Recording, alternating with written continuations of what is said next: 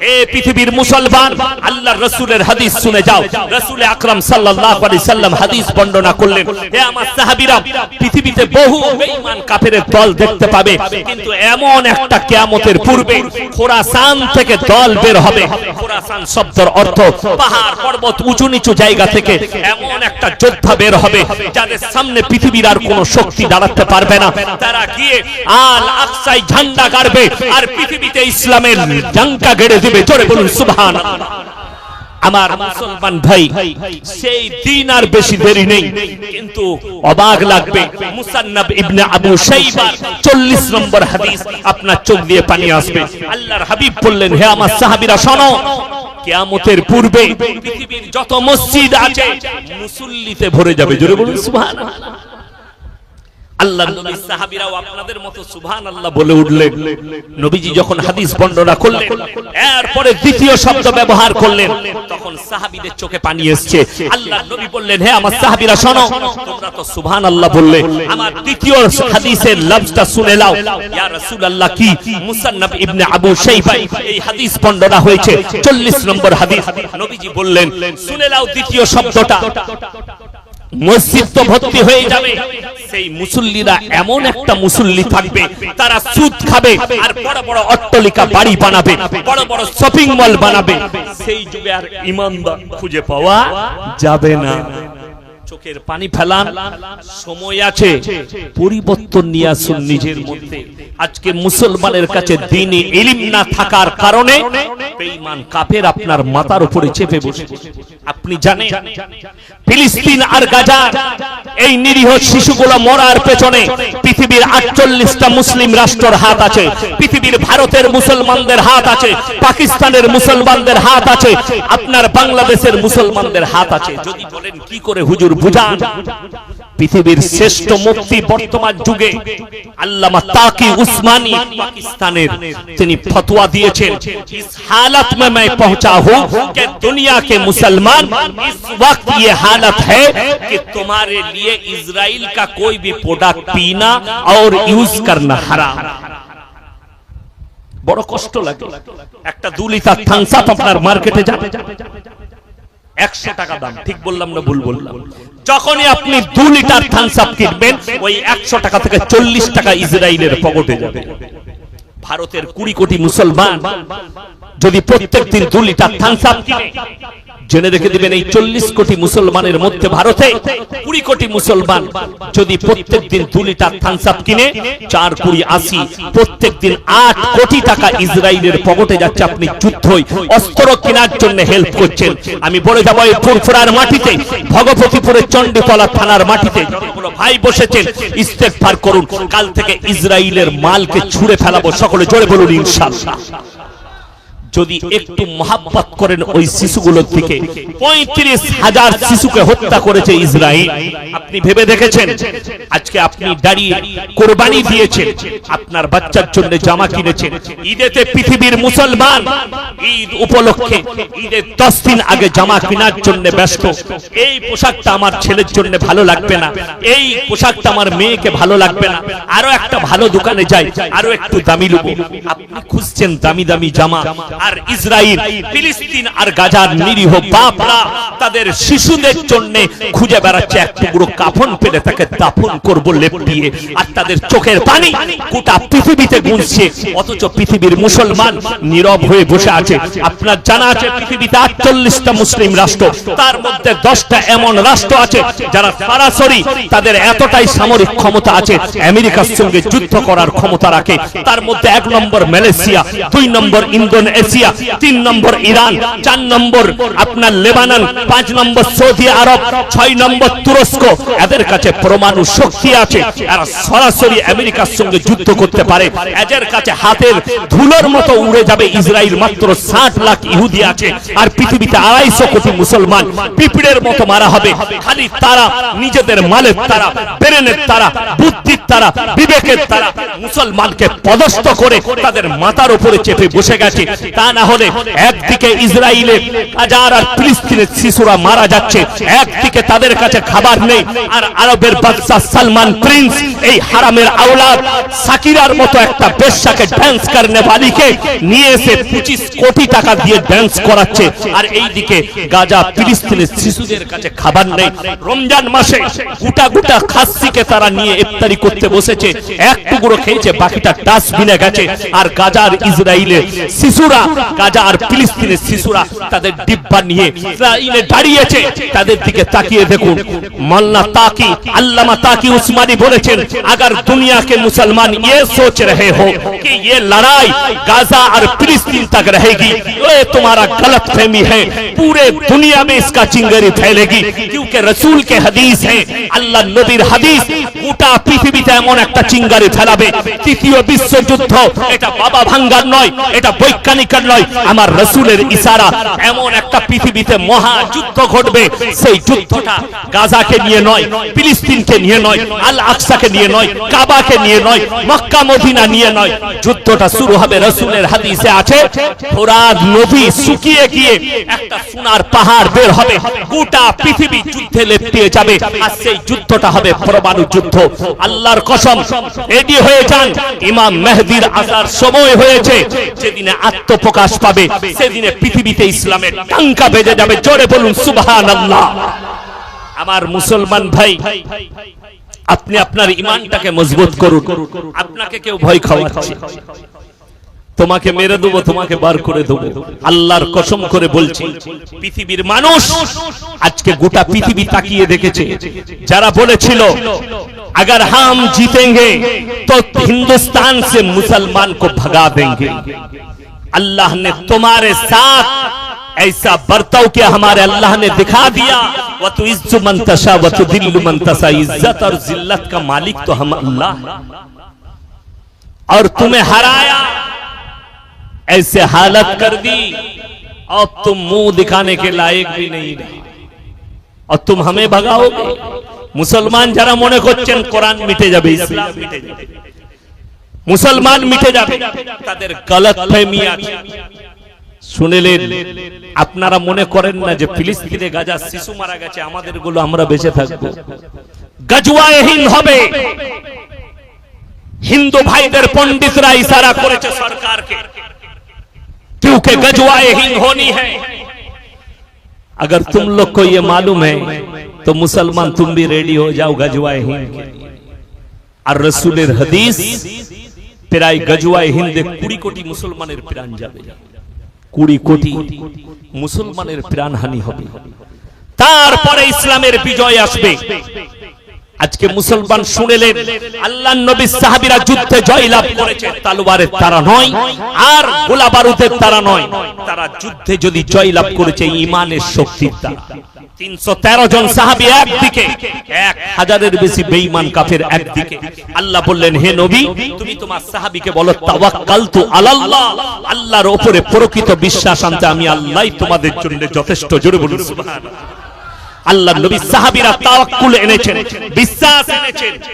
আল্লাহ তাআলা বললেন, হে আমার সাহাবীরা শোনো, তোমরা কি জানো যুদ্ধে তোমরা জয়লাভ করেছো? জি, আমরা জয়লাভ করেছি। আল্লাহর হাবিব সাল্লাল্লাহু আলাইহি সাল্লাম বললেন, তোমরা 313 জন আর অতগুলো বেঈমান কাফের তোমরা জয়লাভ করলে। ইয়া রাসূলুল্লাহ, কেমন করে? বললে, তোমরা আল্লাহর উপরে বিশ্বাস রেখেছো, আল্লাহর ফেরেশতারা তোমাদের সঙ্গে যুদ্ধের ময়দানে লড়াই করেছে। জোরে বলুন সুবহানাল্লাহ। যদি আপনি তাওয়াক্কুল করেন, আমরা ব্যবসা করি, জানি না নিয়ত কি করতে হয়, আমরা চাষ করি, জানি না নিয়ত কি করতে হয়, আমরা কুরবানি দিলাম, নিয়তই জানি না কুরবানি কি করতে হয়। আমার আগের ভাইজান বলছিলেন না আমার কানে, কুন ইন্না সালাতি ওয়া নুসুকি ওয়া মাহইয়ায়া ওয়া মামাতি লিল্লাহি রাব্বিল আলামিন লা শারীকা লাহু ওয়া বিযালিকা উমিরতু ওয়া আনা আউয়ালুল মুসলিমিন। কখনো দোয়া করেছেন চাঁদ ওঠার পরে, আপনি কুরবানির পশু কেনার পরে?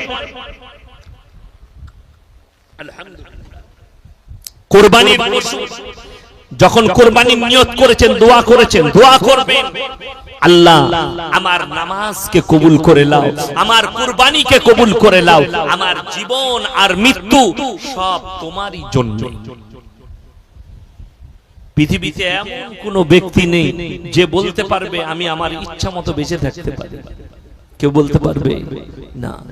আপনি অবাক হবেন, বুখারী শরীফের রওয়ায়েতে আছে আল্লাহর হাবিব সাল্লাল্লাহু আলাইহি সাল্লাম যেদিনে দুনিয়া ছাড়লেন, হযরতে উমরে ফারুক রাদিয়াল্লাহু তাআলা আনহু ইশারা করে বললেন, কেউ যদি বলো আল্লাহর রাসূল দুনিয়া ছেড়েছে আমি তাকে টুকরো টুকরো করে দেব, আমি এটা মেনে নিতে পারি। হযরতে আবু বকর সিদ্দিক রাদিয়াল্লাহু তাআলা বুকে জড়িয়ে হাউ হাউ করে কাঁদলেন আর বললেন, হে আবু বকর, তুমি যদি এই কথা বলো কোরআনকে মিথ্যা বলা হবে। কুল্লু নাফসিন যায়কাতুল মাউত, যতগুলো জানদার পৃথিবীতে এসেছে প্রত্যেকটা জানদারকে মৃত্যুর স্বাদটা গ্রহণ করতেই হবে।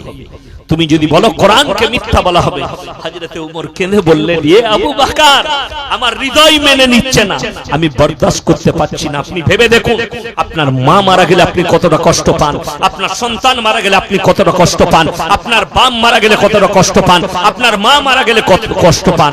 আল্লাহর নবী সাহাবীদের সামনে থেকে নবীজি দুনিয়া থেকে বিদায় নিচ্ছেন, সাহাবীদের কত কষ্ট হয়েছে। হযরতে সাইয়্যিদানা বেলাল হাবশী রাদিয়াল্লাহু তাআলা আনহু 3 দিন অঝর নয়নে কাঁদার পরে আজান দিতে গিয়েছেন নবীজি দুনিয়া ছাড়ার পরে। রিওয়ায়েতে আছে 11 বার বেহুশ হয়েছে, 11 বার আজান দিতে গিয়েছেন, 11 বার বেহুশ হয়ে পড়ে গেছেন হযরতে সাইয়্যিদানা বেলাল হাবশী রাদিয়াল্লাহু তাআলা আনহু। 3 দিন পরে মদিনা ছেড়ে শাম দেশে চলে গেলেন। 3টে বছর কেটে গেছে। আল্লাহর নবী স্বপ্নে বললেন, হে বেলাল, তোমার কি একবারও আমাকে মনে পড়ে না? রাতের অন্ধকারে হযরতে বেলাল উঠকে ছুট করিয়েছে, जितना तेज है चल मेरे रसूल के রওজা মুবারক पर। ছুটতে ছুটতে এসে ফজরের আগে হাজির হয়ে গেছে, তাহাজ্জুদের ওয়াক্ত চলছে। হযরতে সাইয়্যিদানা বেলাল হাবশী রাদিয়াল্লাহু তাআলা আনহু পৌঁছে গেছে। হযরতে হুসেইন রাদিয়াল্লাহু তাআলা আনহু দেখার পরে বললেন, হে বেলাল, তুমি এতদিন পরে ফিরেছো, কতদিন তোমার গলার আওয়াজ শুনি, আজকে তোমাকে আজান দিতে হবে। হযরতে বেলাল বললেন, আমাকে অনুরোধ করো না, যেদিনে রাসূল দুনিয়া ছেড়েছিলেন আমি আজান দিতে গিয়ে 11 বার বেহুশ হয়েছি, 11 বার, আমাকে আজান দিবার অনুরোধ করো না। হযরতে হুসেন বললেন, তুমি যদি আজকে আজান না দাও আমার মন ভেঙে যাবে, আর আমার মন ভেঙে গেলে আমার নানাজি কষ্ট পাবে, আল্লাহ নারাজ হয়ে যাবে। হযরতে বেলাল হাবশী আজান দিতে শুরু করলেন।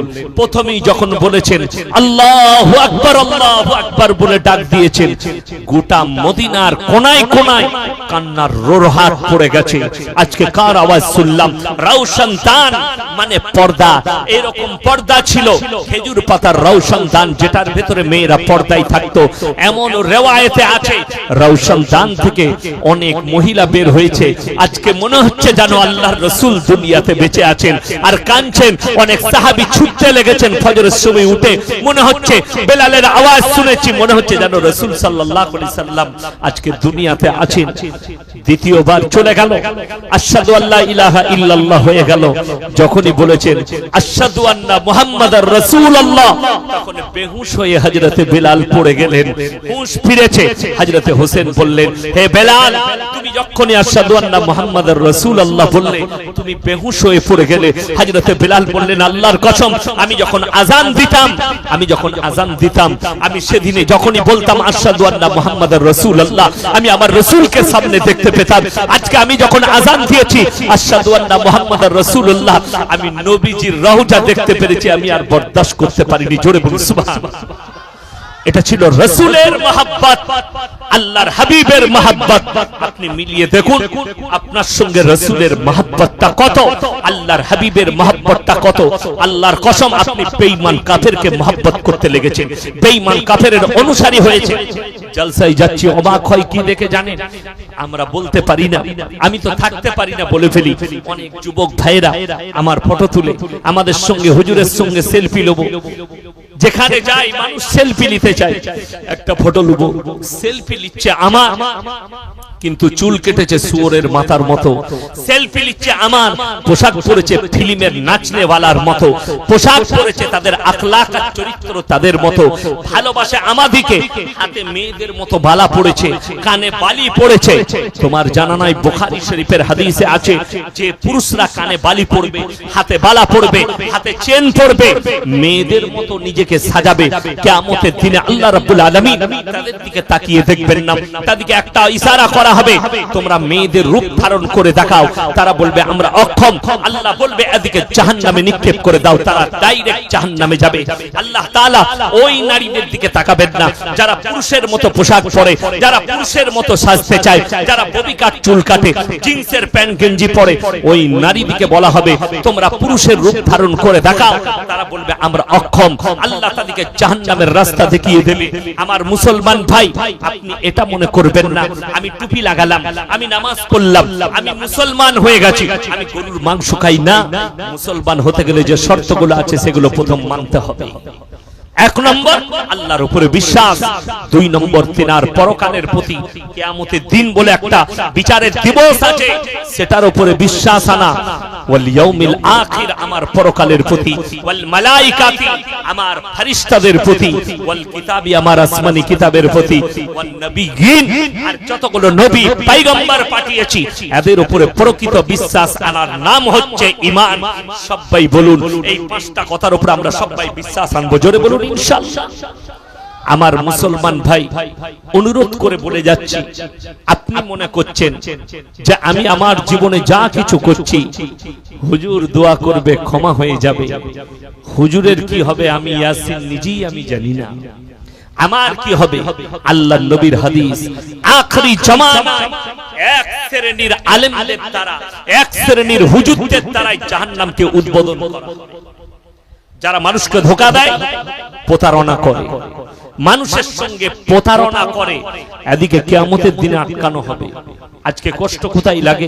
আপনাদেরকে যদি জিজ্ঞেস করি, আমাদের দেশের সনাতনী ভাই যারা পাথরের উপাসনা করে, ওটা কি শরীয়তে জায়েজ আছে? নারায়ে তাকবীর। ভাই আগিয়ে চলে আসুন, যারা দাঁড়িয়ে আছেন বসার জায়গা হচ্ছে না বসে যান। আমি যেটা আপনাদেরকে শোনাচ্ছিলাম, দুজন নবীর বিবির জন্য আল্লাহ লাকির টেনেছেন কোরআনে, এটা আর পরিবর্তন হবে না। আল্লাহ লাকির টেনে দিয়েছে দুজন নবী, একজন নবী হচ্ছেন হযরতে নূহ নবী আর একজন নবী হচ্ছেন লূত নবী।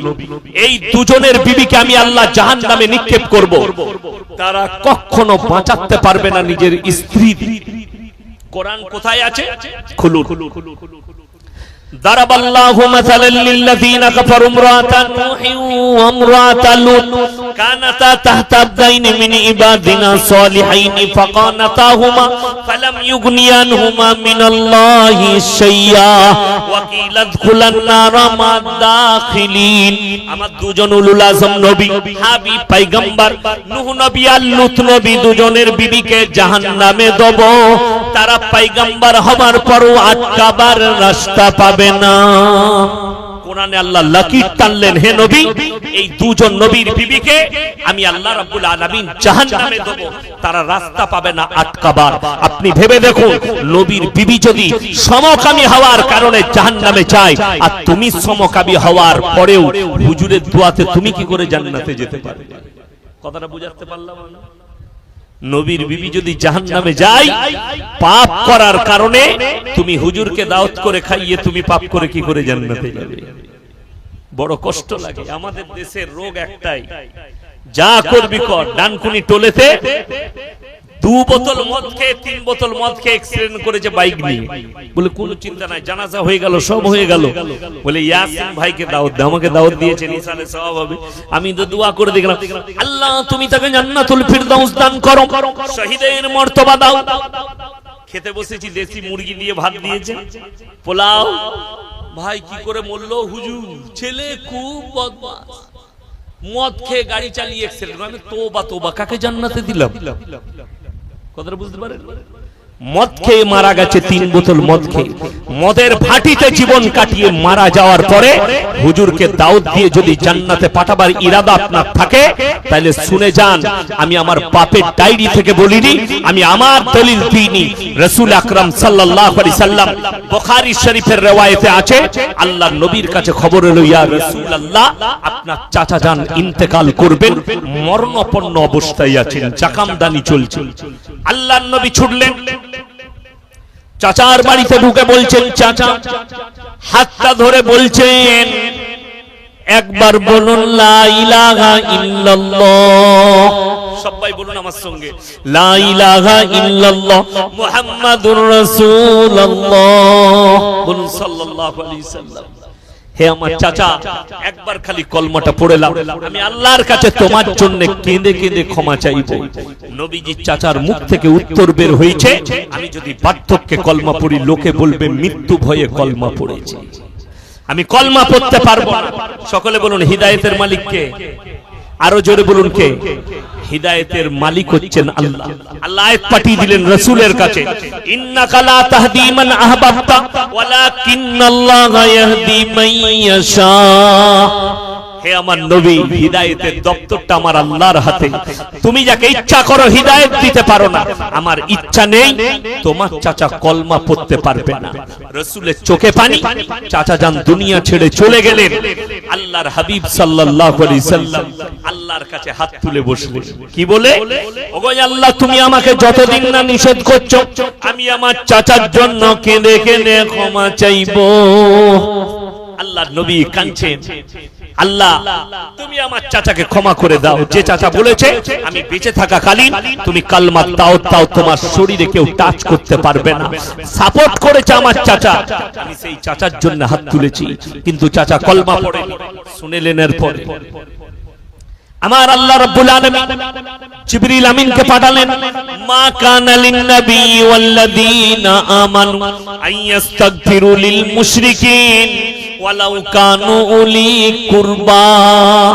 হে নবী এবং মুমিনরা শোনো, এখানে আল্লাহ নবীকে একা নসিহত করেন, নবী এবং মুমিনরা শুনে নাও, যারা বেঈমান কাফের হয়ে মুশরিক হয়ে মারা গেছে তাদের জন্য তোমরা দোয়া করতে পাবে না, যদিও তারা তোমাদের নিকটতম আত্মীয় হয়।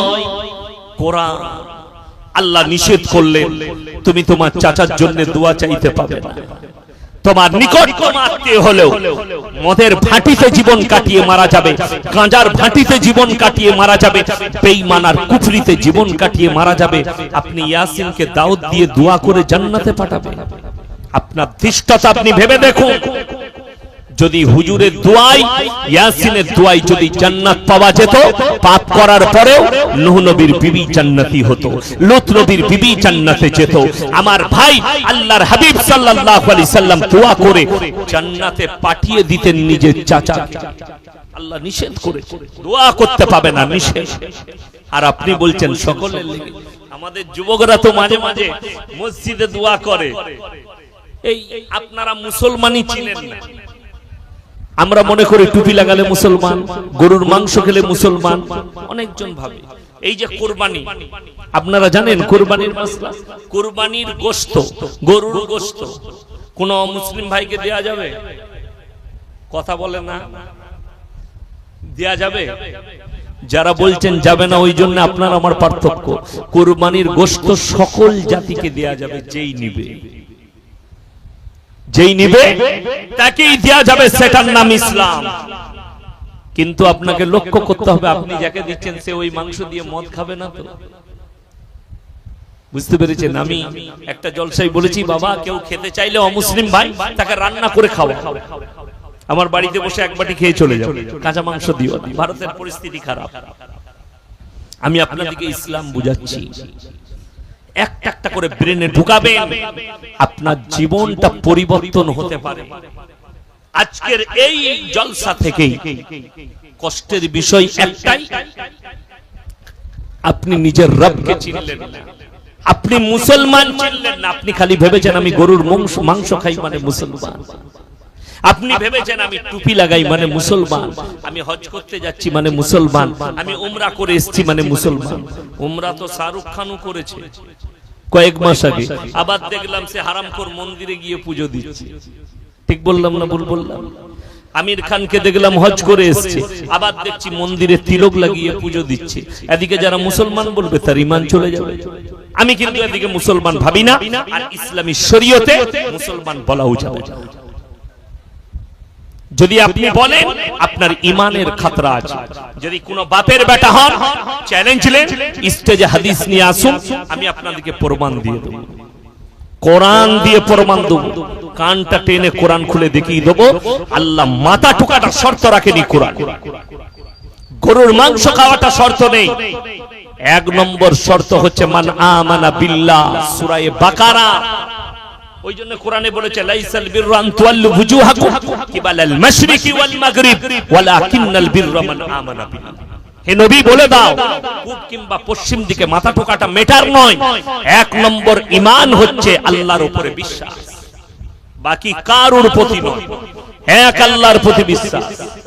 যারা মনে করছেন দুটো জায়গায় পা রাখবো, দু নৌকায় পা, আমাদের দেশে এখন একটা খুব সুন্দর ভাষা বেরিয়েছে, ধর্ম যার যার উৎসব সবার। আমি একটা জলসায় বলেছি, এ তো আলহামদুলিল্লাহ খুব ভালো কথা, আমাদের আসান হয়ে গেল। কুরবানির সময় ঢাকবো, গরুর ঠ্যাংটা ধরবি, উৎসব তো সবার। আবার তখন বলা হচ্ছে কেউ কি ব্যথা দিও না, এক্স্যাক্টলি ইসলাম বলেছে কেউ কি কষ্ট দিও না। ওই জন্য ধর্ম যার যার উৎসব সবার নয়।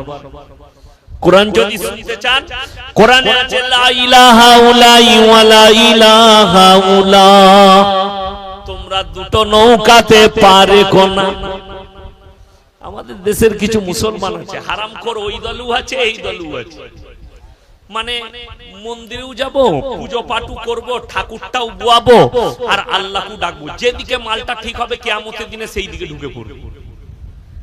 হারামখোর দুটো নৌকায় যে পা রাখবে সে মাল আগে মরবে। মরবে না? মরবে না। নদীতে যদি কেউ দুটো নৌকার উপরে দুটো পা রাখে সে আগে মরবে না? যারা একটা নৌকা আছে তারা আগে মরবে। নৌকাগুলো ঢেউতে সরে গেলেই তুই নিচেই যাবি। ওই জন্য কোরআন কত সত্য, লা ইলাহা উলাই ওয়া লা ইলাহা উলা, তোমরা কখনো দুটো নৌকায় পা দিবে না, দু জায়গায় পা রাখো না, এক আল্লাহর উপরে বিশ্বাস আনো। সকলে আনবো, জোরে বলুন ইনশাআল্লাহ। আল্লাহ ছাড়া পৃথিবীতে দ্বিতীয় উপাস্য কেউ নেই, আল্লাহ এক এবং অদ্বিতীয়। আমাদের দেশে দেখবেন, বাংলাদেশে আর আমাদের দেশে কিছু বক্তা বেরিয়েছে, চতুর্বেদী, পঞ্চম বেদী, অষ্টম বেদী, জানি না কি বেদী, জলসার বায়ান করছে, স্টাডি করে না, কোরআন হাদিস পড়ে না, মুখস্থ করে বায়ান করছে। কি ভারতের আমরা কেউ মুসলমান ছিলাম না, সব আমরা কালমা পড়ে মুসলমান হয়েছি। পেলি কোথায় নিজেও জানে না কোথায় পেয়েছে, বায়ান করে দিল। আর হিন্দু ভাইরা শুনে বলছে তাইলে সালারা হিন্দু ছিল মুসলমান হয়েছে, তাই না? এই তো বলছি। বাগেশ্বর ধাম বাবা কানা দাজ্জাল, তাকে জিজ্ঞেস করছে তার মুরিদানরা, বাবা सबसे दुनिया का पुराना धर्म कौन सा है? बाबा उत्तर दिच्छे सबसे पुराना धर्म कोई शक नहीं सनातन धर्म है। बाबा जी अगर सनातन धर्म सबसे पुराना है तो दुनिया में एक ही देश में हिंदू है, वो भी हिंदुस्तान है। দুনিয়াতে 48টা মুসলিম রাষ্ট্র আছে, দুনিয়াতে 100টার বেশি খ্রিস্টান রাষ্ট্র আছে। পৃথিবীতে বর্তমানে 250 কোটি মুসলমান। বিশ্বাস করুন, আল্লাহ পৃথিবীতে দুনিয়াতে প্রথম কাকে সৃষ্টি করেছেন? কথা বলে না? হযরত আদম আলাইহিস সালাতু ওয়াস সালাম। তিনি ছিলেন কোথায়? জান্নাতে। হযরত আদম আলাইহিস সালাতু ওয়াস সালাম সনাতন ছিলেন না, মুসলিম ছিলেন। তাড়াতাড়ি বলুন। নবী ছিলেন, পয়গম্বর, শুধু মানুষ নয়। কি ছিলেন? নবী, পয়গম্বর। পৃথিবীর প্রথম নবী হচ্ছেন হযরত আদম আলাইহিস সালাতু ওয়াস সালাম, প্রথম মানব হচ্ছেন হযরত আদম আলাইহিস সালাতু ওয়াস সালাম। আর আল্লাহ নামিয়েছেন প্রথম হিন্দুস্তানের মাটিতে। জোরে বলুন নারায়ে তাকবীর। এই হিন্দুস্তানের মাটিতে প্রথম নামানো হয়েছে। পাকিস্তান, শ্রীলঙ্কা, ভারত, বাংলাদেশ, আফগানিস্তান, কাজাকিস্তান, এগুলো সব একটাই দেশ ছিল। তখন আদম আলাইহিস সালাতু ওয়াস সালামকে হিন্দুস্তানের মাটিতে নামানো হয়েছে। আল্লাহ তাআলা মুসলমান দিয়ে দুনিয়া শুরু করেছেন আর এর খাতম করবেন মুসলমানের দ্বারা। জোরে বলুন সুবহানাল্লাহ।